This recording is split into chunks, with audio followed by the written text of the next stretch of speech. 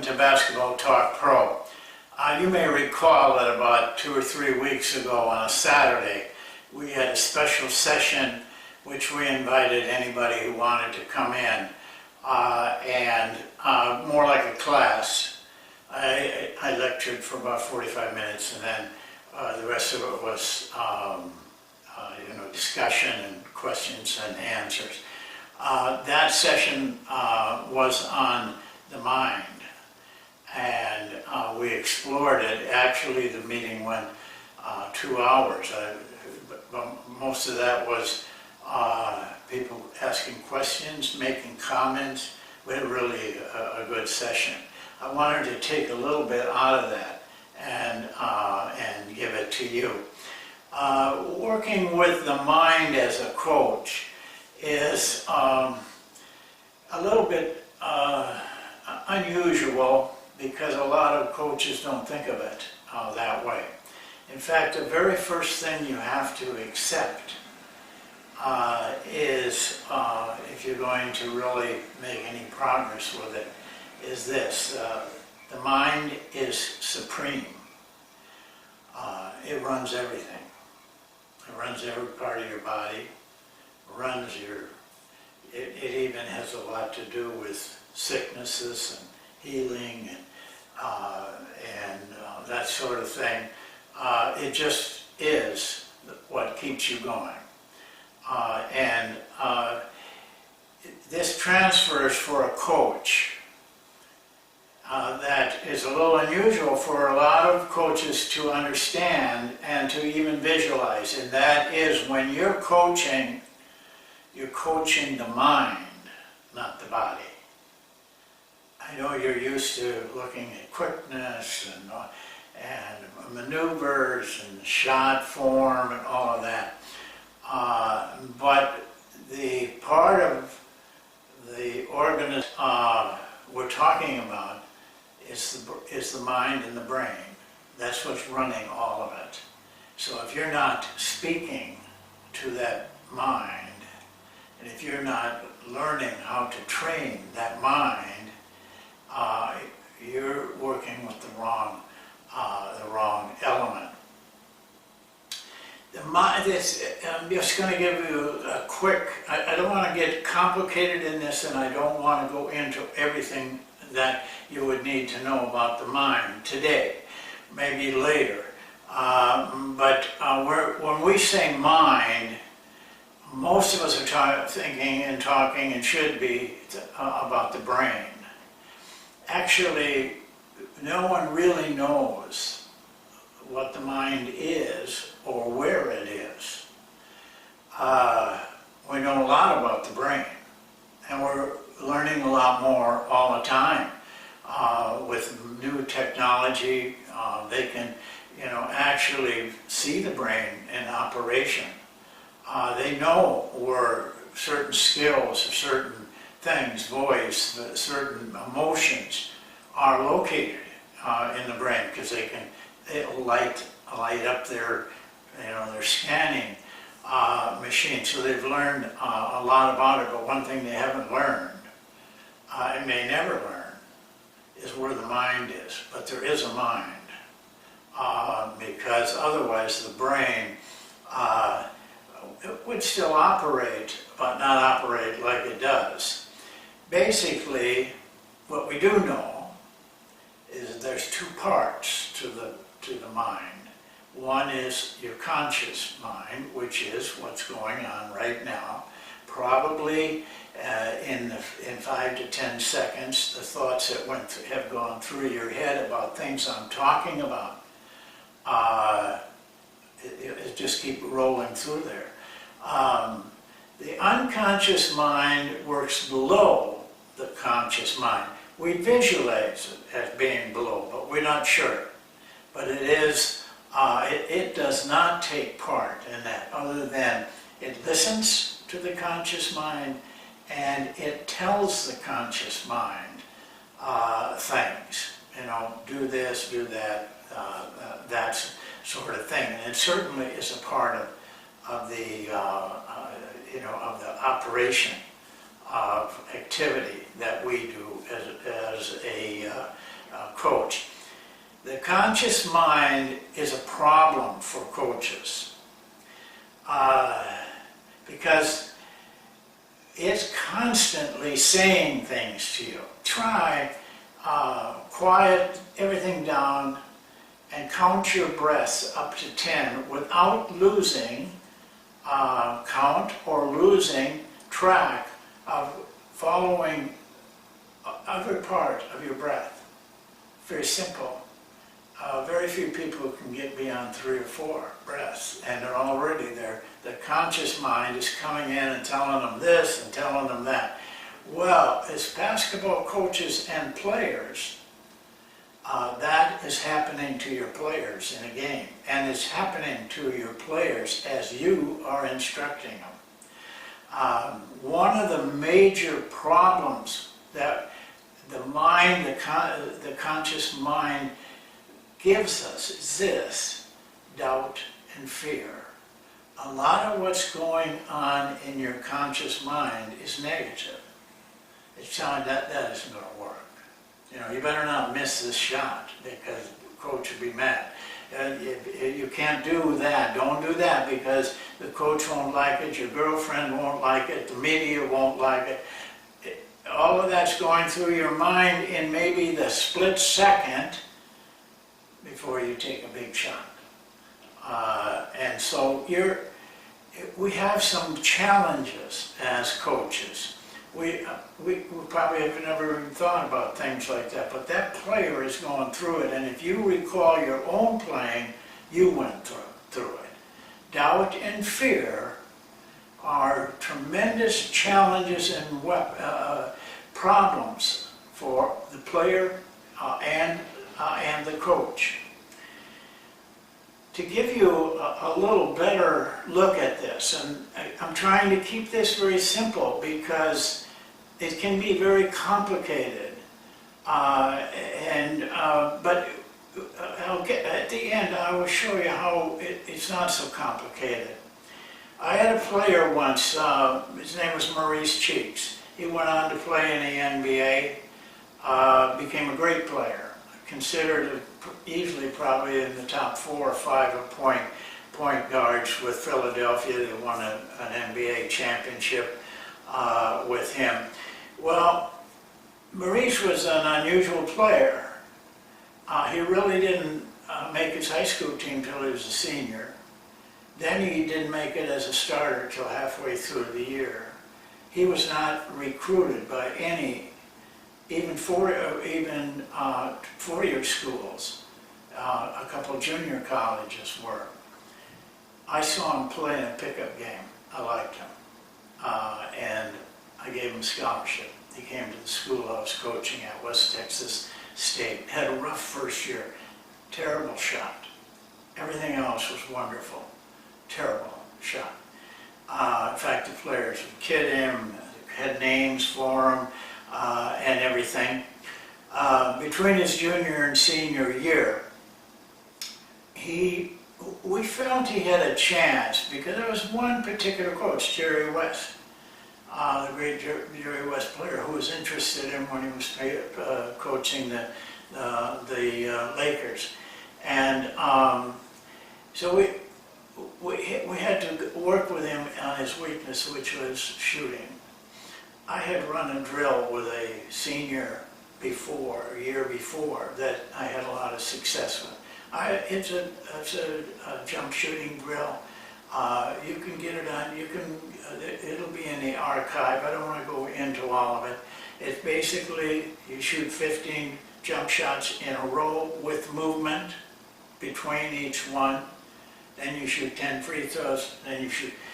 But we styled that so that there was, you kept track of the shots that you made out of the 15. We styled that so that it was progressively more difficult. So basically, most players would start somewhere around 7 or 8. On an average, over 7 times we did that. 105 jump shots, 70 free throws. That was all the shots that we took. But they were intense. Now, I have never corrected, and I've said this before, I've never corrected a player's shot, the technique. I just don't do it. Maurice was no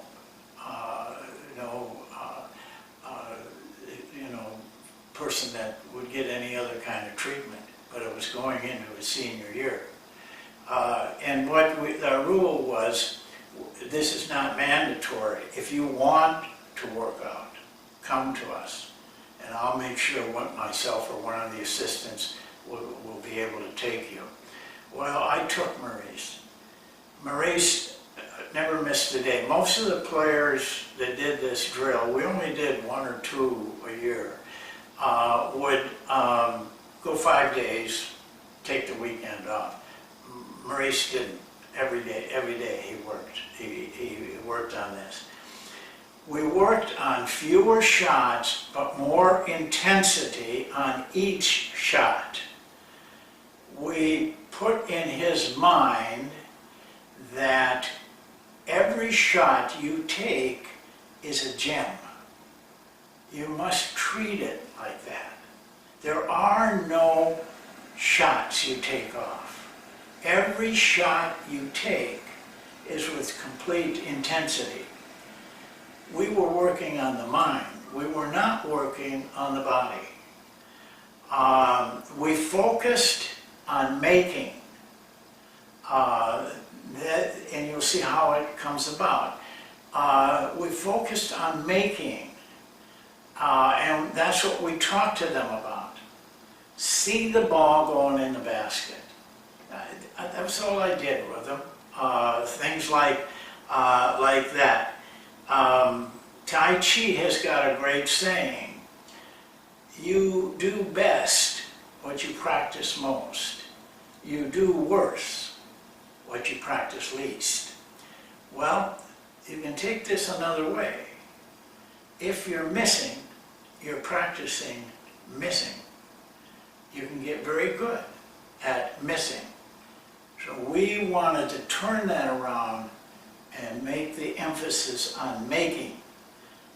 We are practicing making, not missing.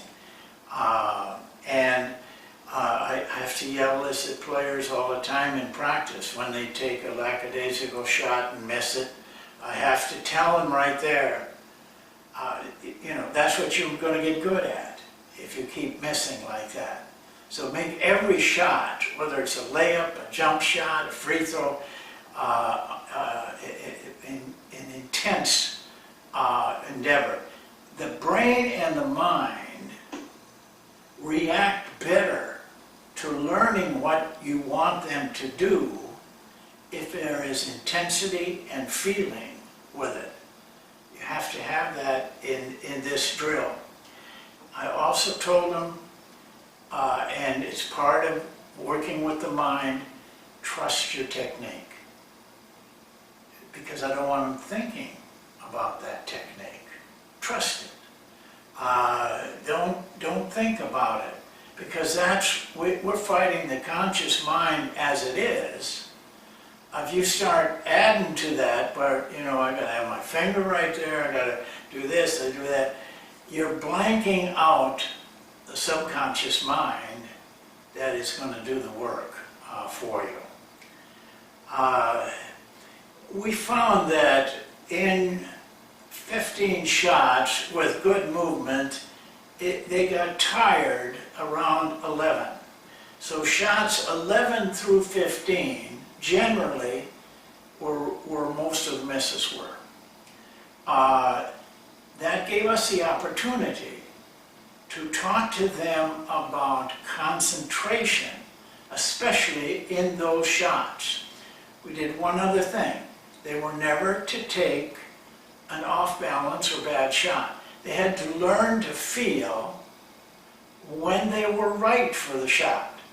They were instructed, if they weren't right, throw it back to the rebounder. We always had a rebounder, and he would give you another shot. You wouldn't be at any disadvantage not to take the shot. We wanted them to learn what was right with their body at the time that they took the shot.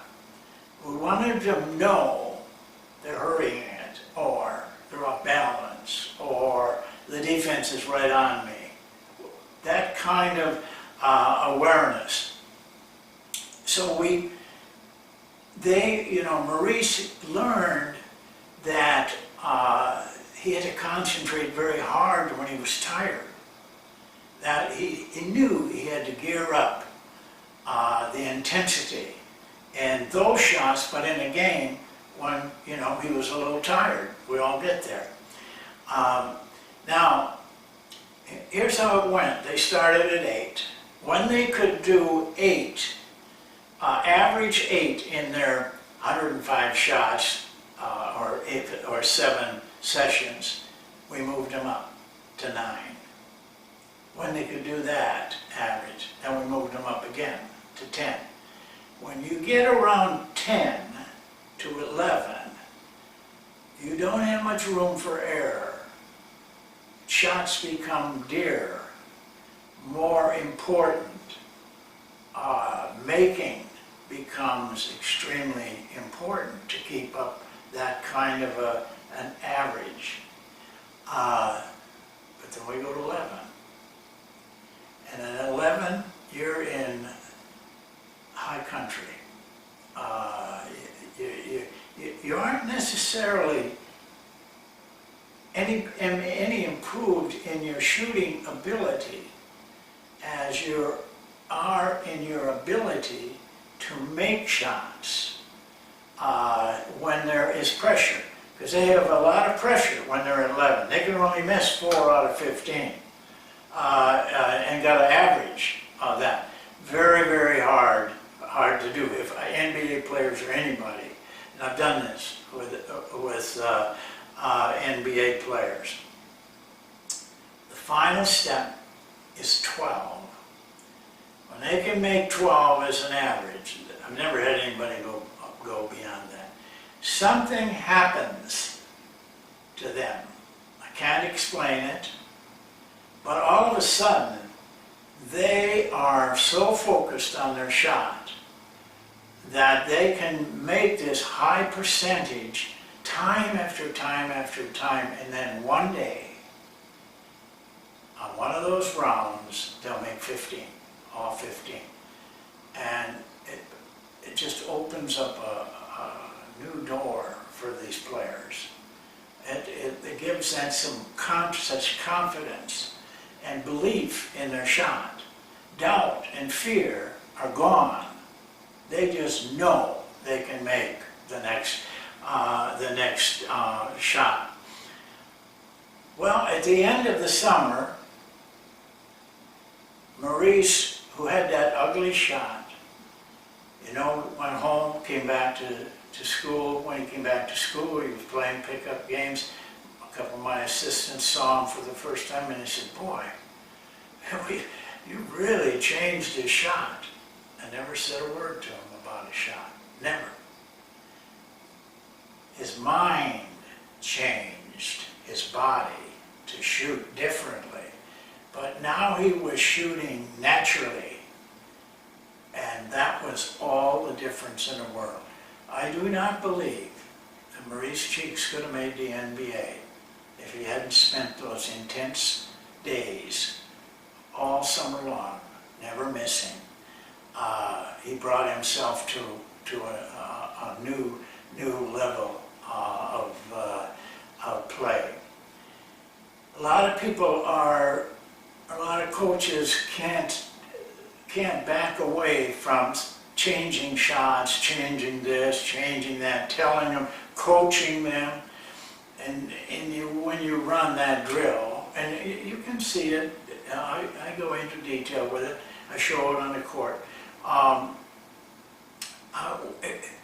You want to get to the point where it's not thinking, it's just doing. Mind is completely turned off. You're just doing it.